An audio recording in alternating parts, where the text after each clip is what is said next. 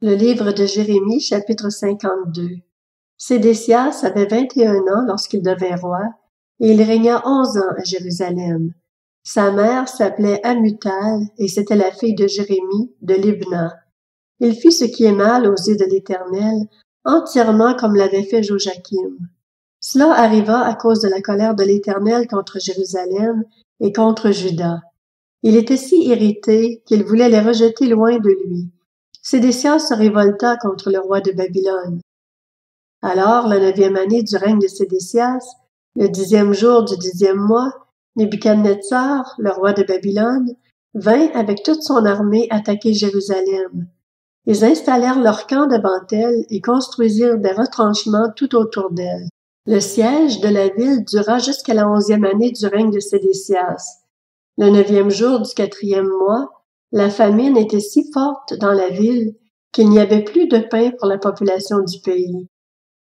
Alors on fit une brèche dans les remparts de la ville, et tous les hommes de guerre s'enfuirent et sortirent de la ville pendant la nuit, en passant par la porte située entre les deux murailles près du jardin du roi, alors même que les Babyloniens encerclaient la ville. Les fuyards prirent le chemin de la plaine. Cependant, l'armée babylonienne poursuivit le roi et rattrapa Sédécias dans les plaines de Jéricho. Toute son armée se dispersa loin de lui. Ils s'emparèrent du roi et le firent monter vers le roi de Babylone à Ribla, dans le pays de Hamath. Nebuchadnezzar prononça des jugements contre lui. Le roi de Babylone fit égorger les fils de Sédécias en sa présence. Il fit aussi égorger tous les chefs de Juda à Ribla. Puis il fit crever les yeux à Sédécias, et le fit attacher avec des chaînes en bronze. Le roi de Babylone le conduisit à Babylone et le jeta en prison jusqu'au jour de sa mort. Le 10e jour du 5e mois, c'était la 19e année du règne de Nebuchadnezzar sur Babylone.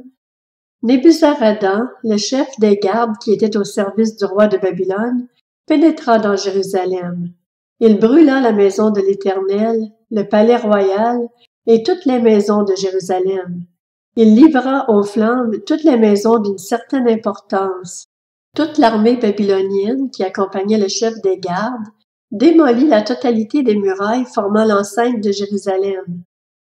Nebuzaradan, le chef des gardes, emmena en exil une partie des pauvres du peuple, les membres du peuple qui étaient restés dans la ville, ceux qui s'étaient déjà rendus au roi de Babylone, et tout le reste des artisans. Toutefois, Nebuzaradan, le chef des gardes, laissa comme vignerons et comme agriculteurs une partie des pauvres du pays.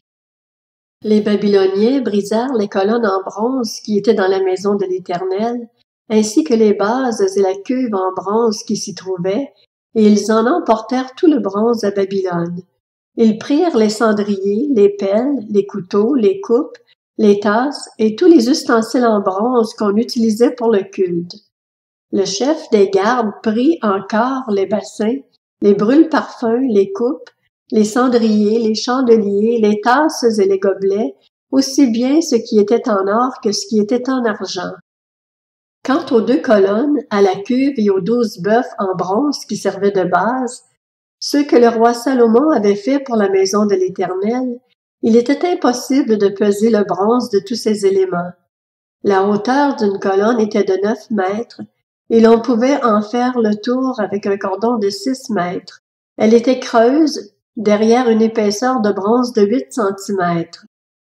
Il y avait au-dessus un chapiteau en bronze. Il était haut de 2 mètres et demi. Autour du chapiteau, il y avait un treillis et des grenades, le tout en bronze. Il en allait de même pour la seconde colonne, aussi avec des grenades. Il y avait 96 grenades de chaque côté et un total de 100 grenades autour du treillis. Le chef des gardes captura le grand prêtre Seraja, le prêtre adjoint Sophonie et les 3 gardiens de l'entrée. Dans la ville, il captura un eunuque qui commandait aux hommes de guerre, 7 hommes qui faisaient partie des conseillers du roi et qu'on trouva dans la ville, le secrétaire du chef de l'armée, chargé d'enrôler la population du pays, ainsi que 60 hommes pris parmi la population du pays qu'on trouva dans la ville. Nebuzaradan, le chef des gardes, les captura et les conduisit vers le roi de Babylone à Ribla. Et le roi de Babylone les frappa à mort à Ribla, dans le pays de Hamath. C'est ainsi que Juda partit en exil loin de sa terre. Voici la population que Nebuchadnezzar emmena en exil. La 7e année de son règne, 3023 Juifs. La 18e année de son règne, il emmena de Jérusalem 832 personnes. La 23e année de son règne, Nebuzaradan, le chef des gardes, emmena en exil 745 Juifs. Cela fait un total de 4600 personnes.